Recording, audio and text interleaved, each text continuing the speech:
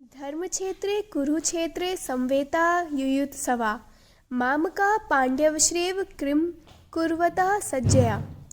धृतराष्ट्र ने कहा, हे संजय, धर्मभूमि कुरुक्षेत्र में युद्ध की इच्छा से एकत्र हुए मेरे तथा पांडु के पुत्रों ने क्या किया। इसका तात्पर्य है, भगवत गीता एक बहुत पठित आस्तिक विज्ञान है जो गीता महात्मा में सार रूप में दिया हुआ है।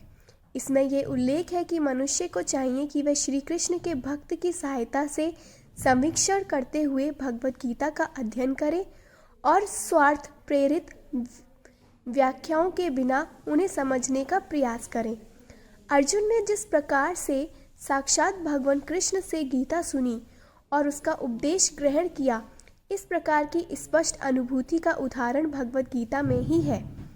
यदि उसी गुरु परंपरा से निजी स्वार्थ से प्रेरित हुए बिना किसी को भगवत गीता समझने का सौभाग्य प्राप्त हो तो वह समस्त वैदिक ज्ञान तथा विश्व के समस्त शास्त्रों के अध्ययन को पीछे छोड़ देता है।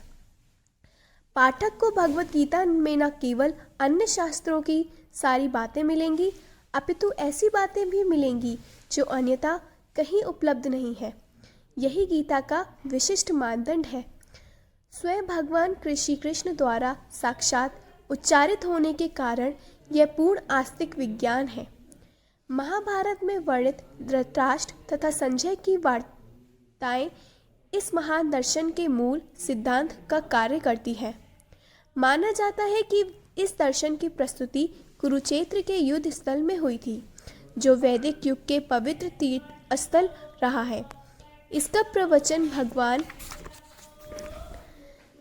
द्वारा मानव जाति के पथ प्रदर्शन हेतु तब किया गया जब वे इस लोक में स्वयं उपस्थित थे। धर्म क्षेत्र शब्द सार्थक है क्योंकि कुरुक्षेत्र के युद्ध स्थल में अर्जुन के पक्ष में श्री भगवान स्वयं उपस्थित थे। कौरवों के पिता धृतराष्ट्र अपने पुत्र की विजय की संभावना के विषय में अत्यधिक संदिग्ध था। अतः इसी संदेह के कारण उसने अपने सचिव से पूछा, उन्होंने क्या किया। वह आश्वस्त था कि उसके पुत्र तथा उसके छोटे भाई पांडु के पुत्र कुरुक्षेत्र के युद्ध भूमि में निरंतर संग्राम के लिए एकत्र हुए हैं। फिर भी उसकी जिज्ञासा सार्थक है। वह नहीं चाहता था कि भाइयों में कोई समझौता हो। अतः वह युद्ध भूमि में अपने पुत्रों की नियति के विषय में आश्वस्त होना चाह रहा था। चूँकि इस युद्ध को कुरुक्षेत्र में लड़ा जाना था, जिसका उल्लेख वेदों में स्वर्ग के निवासियों के लिए भी तीर्थस्थल के रूप में हुआ है। अतः धृतराष्ट्र अत्यंत भयभीत था कि इस पवित्र स्थल का युद्ध के परिणाम पर न जाने कैसा प्रभाव पड़े। उसे भली भांति ज्ञात था कि इसका प्रभाव अर्जुन तथा पांडु के अन्य पुत्रों का अत्यंत अनुकूल पड़ेगा, क्योंकि स्वभाव से वह सभी पुष्यात्मा थे। संजय श्री व्यास का शिष्य था, अतः उनकी कृपा से संजय धृतराष्ट्र के कक्ष में बैठे बैठे कुरुक्षेत्र के युद्ध स्थल का दर्शन कर सकता था। इसीलिए धृतराष्ट्र ने उससे युद्ध स्थल की स्थिति के विषय में पूछा। पांडव तथा धृतराष्ट्र के पुत्र दोनों ही एक वंश से संबंधित थे, किंतु यहाँ पर धृतराष्ट्र के वाक्यों से उसके मनोभाव प्रकट होते हैं।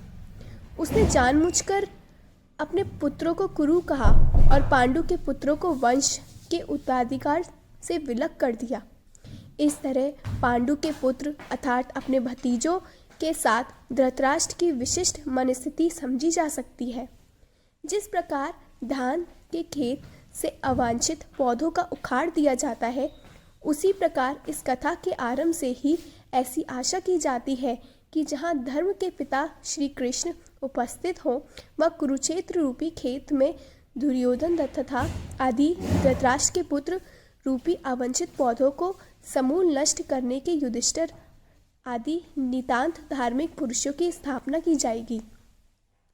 यहाँ धर्म क्षेत्र तथा कुरुक्षेत्र शब्दों की उनकी ऐतिहासिक तथा वैदिक महत्ता के अतिरिक्त यही सार्थकता है। दृष्टा तु पांडवानिकं व्यूढं दुर्योधनास्तदा आचार्यमुपसंगम्य राजा वचनमं ब्रवीत। संजय ने कहा, हे राजन, पांडुपुत्रों द्वारा सेना की व्यूहरचना देखकर राजा दुर्योधन अपने गुरु के पास गया और उसने ये शब्द कहे। तात्पर्य: धृतराष्ट्र जन्म से अंधा था। दुर्भाग्यवश वह आध्यात्मिक दृष्टि से भी वंचित था। वह ये भी जानता था कि उसी के सामने उसके पुत्र भी धर्म के मामले में अंधे हैं और उसे विश्वास था कि पांडवों के साथ कभी भी समझौता नहीं कर पाएंगे, क्योंकि पांचों पांडव जन्म से ही पवित्र थे। फिर भी उसे तीर्थ स्थान के प्रभाव के विषय में संदेह था। इसीलिए संजय युद्ध भूमि की स्थिति के विषय में उसके प्रश्न के मंतव्य को समझ गया। अतः वह निराश राजा को प्रोत्साहित करना चाह रहा था। उसने उसे विश्वास दिलाया कि उसके पुत्र पवित्र स्थान के प्रभाव में आकर किसी प्रकार का समझौता करने नहीं जा रहे हैं। उसने राजा को बताया कि उसका पुत्र दुर्योधन पांडवों की सेना को देखकर तुरंत अपने सेनापति द्रोणाचार्य को वास्तविक स्थिति से अवगत कराने गया है। यद्यपि दुर्योधन को राजा कहकर संबोधित किया गया तो भी स्थिति की गंभीरता के कारण उसे सेनापति के पास जाना पड़ा। अतएव दुर्योधन राजनीतिक बनने के लिए सर्वथा उपयुक्त था, किंतु जब उसने पांडवों की व्यूहरचना देखी तो उसका ये कूटनीतिक व्यवहार उसके भय को छिपा न सका। पश्य एतां पांडुपुत्राम् आचार्य महतीं चमूं व्यूढां द्रुपद पुत्रेण तव शिष्येण धीमता। हे आचार्य, पांडुपुत्रों की विशाल सेना को देखें, जिसे आपके बुद्धिमान शिष्य द्रुपद के पुत्र ने इतने कौशल से व्यवस्थित किया है। परम राजनीतिक दुर्योधन महान ब्राह्मण सेनापति द्रोणाचार्य के दोषों को इंगित करना चाहता था। अर्जुन की पत्नी द्रौपदी के पिता राजा द्रुपद के साथ द्रोणाचार्य का कुछ राजनीतिक झगड़ा था। इस झगड़े के फलस्वरूप द्रुपद ने एक महान यज्ञ संपन्न किया, जिससे उसे एक ऐसा पुत्र प्राप्त होने का वरदान मिला जो द्रोणाचार्य का वध कर सके। द्रोणाचार्य इसे भाली भांति जानता था, किंतु जब द्रुपद का पुत्र धृष्टद्युम्न युद्ध शिक्षा के लिए आपको सौंपा गया तो द्रोणाचार्य को उसे अपने सारे सैनिक रहस्य प्रदान करने से में कोई झिझक नहीं हुई। अब धृष्टद्युम्न कुरुक्षेत्र की युद्ध भूमि में पांडवों का पक्ष ले रहा था। उसने द्रोणाचार्य से जो कला सीखी थी उसी के आधार पर उसने यह व्यूहरचना की थी।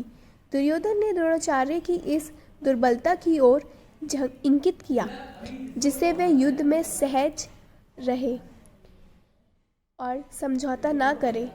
इसके द्वारा वह द्रोणाचार्य को यह भी बताना चाह रहा था कि कहीं वह अपने प्रिय शिष्य पांडवों के प्रति युद्ध में उदारता ना दिखा बैठे। विशेष रूप से अर्जुन उसका अत्यंत प्रिय एवं तेजस्वी शिष्य था। दुर्योधन ने यह भी चेतावनी दी थी कि युद्ध में इस प्रकार की उदारता से हार हो सकती है।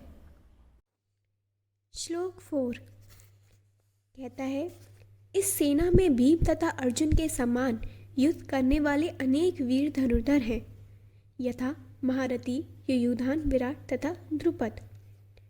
तात्पर्य: यद्यपि युद्ध कला में द्रोणाचार्य की महान शक्ति के समक्ष धृष्टद्युम्न महत्वपूर्ण बाधक नहीं था, किंतु ऐसे अनेक योद्धा थे जिनसे भय था।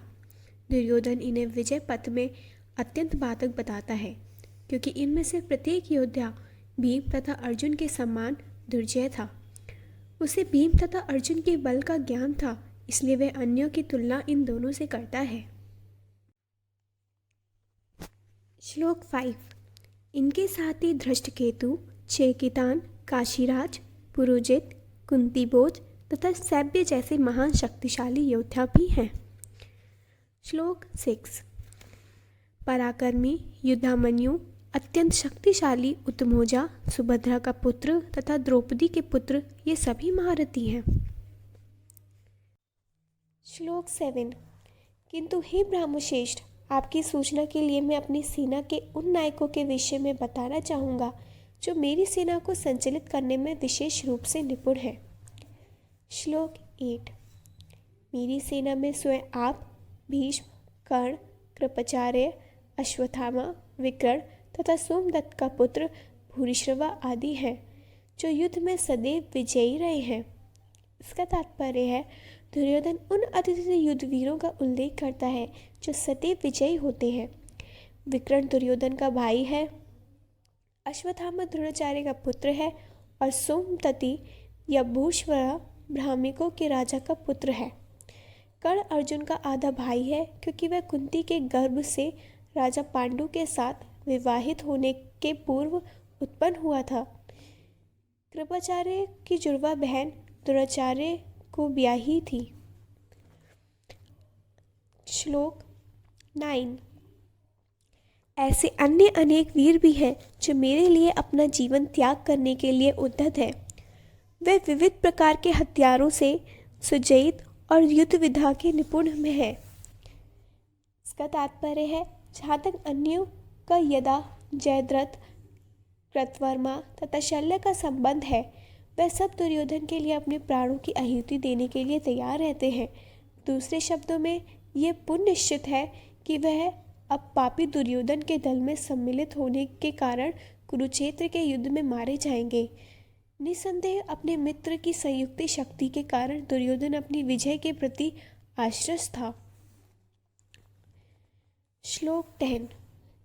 हमारी शक्ति अपरिमेय है और हम सब पितामह द्वारा भली भांति संरक्षित हैं, जबकि पांडवों की शक्ति भीम द्वारा भली भांति संरक्षित होकर भी सीमित है। इसका तात्पर्य है यहाँ पर दुर्योधन ने तुलनात्मक शक्ति का अनुमान प्रस्तुत किया है। वह सोचता है कि अत्यंत अनुभवी सेनायक भीष्म पितामह के द्वारा विशेष रूप से संरक्षित होने के कारण उसकी सशक्त सेनाओं की शक्ति अपरिमेय है। दूसरी ओर पांडवों की सेनाएं सीमित है क्योंकि उनकी सुरक्षा एक कम अनुभवी नायक भीम द्वारा की जा रही है, जो भीष्म की तुलना में नगण्य है। दुर्योधन सदैव भीम से ईर्ष्या करता था क्योंकि वह जानता था कि यदि उसकी मृत्यु कभी हुई तो वह भीम के द्वारा ही होगी, किंतु साथ ही उसे दृढ़ विश्वास था कि भीष्म की उपस्थिति में उसकी विजय निश्चित है, क्योंकि भीष्म कहीं अधिक उत्कृष्ट सेनापति हैं। यह युद्ध में विजयी होगा, यह उसका दृढ़ निश्चय था। श्लोक 11। अतएव सेनाव्यूह में अपने अपने मोर्चों पर खड़े रहकर आप सभी भीष्म पिता को पूरी सहायता दें। इसका तात्पर्य है भीष्म पितामह के शौर्य की प्रशंसा करने के बाद दुर्योधन ने सोचा कि कहीं अन्य योद्धा ये न समझ लें कि उन्हें कम महत्व दिया जा रहा है। अतः दुर्योधन ने अपनी सहज कूटनीति ढंग से स्थिति संभालने के उद्देश्य में उपयुक्त शब्द कहे। उसने बलपूर्वक कहा कि भीष्म देव निसंदेह महानत्म योद्धा है, किंतु अब से वृद्ध हो चुके हैं। अतः प्रत्येक सैनिक को चाहिए कि चारों ओर से उनकी सुरक्षा का विशेष ध्यान रखें। हो सकता है कि वह किसी एक दिशा में युद्ध करने में लग जाए और शत्रु इस व्यवस्था का लाभ उठा ले। अतः यह आवश्यक है कि अन्य योद्धा मोर्चे पर अपनी अपनी स्थिति पर अडिग रहे और शत्रु को बिहू न तोड़ने दें। दुर्योधन को पूर्ण विश्वास था कि कुरुओं की विजय भीष्मदेव की उपस्थिति पर निर्भर है। उसे युद्ध में भीष्मदेव तथा द्रोणाचार्य के पूर्ण सहयोग की आशा थी, क्योंकि वह अच्छी तरह जानता था कि इन दोनों ने उस समय एक शब्द भी नहीं कहा था जब अर्जुन की पत्नी द्रौपदी को असहाय अवस्था में भरी सभा में नग्न किया जा रहा था, और जब उसने उनके न्याय की भीख मांगी थी, तो ये जानते हुए भी कि इन दोनों सेनापति के मन में पांडवों के लिए स्नेह था, दुर्योधन को आशा थी कि वह स्नेह को उसी तरह त्याग देंगे जिस तरह उन्होंने दूत क्रीड़ा के अवसर पर किया था।